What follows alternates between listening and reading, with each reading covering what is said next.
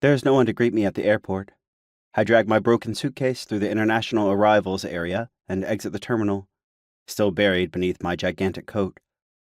The Florida climate strikes me like Satan's bathhouse, forcing me to strip my outer clothing, the remains of a South American winter I'd left behind. The other exiting passengers glare at me in silence, waiting for me to pull something out of my bag, possibly a bomb. My head is pounding from the 7-hour flight from Lima and the extensive customs inspection. As the officer stuffs his gloved hands inside a pair of packed shoes, he asks what I do for a living. Instead of mentioning my usual day job, I reply that I'm a writer to avoid the likely salary questions, as advised by friends who had gone through the same ordeal. 2 hours later, following the commuter train ride, the local metro rail, and 2 additional buses, I finally set foot at the corner of her apartment building.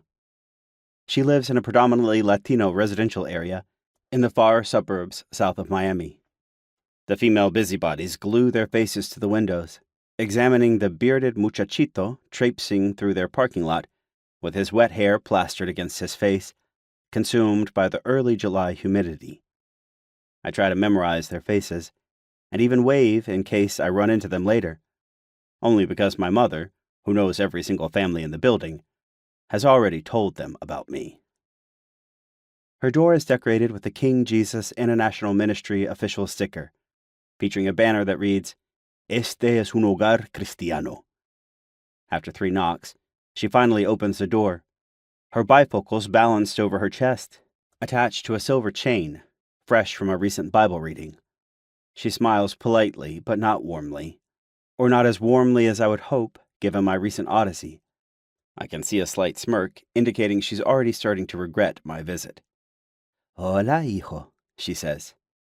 Not hijito, my baby, not mi amor, not even mi vida. "Hola, mamá," I say. Not mommy, not mamita, not even ma.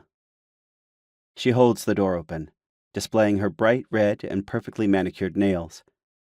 I pause for a moment before taking the initiative and give her a small kiss on the cheek.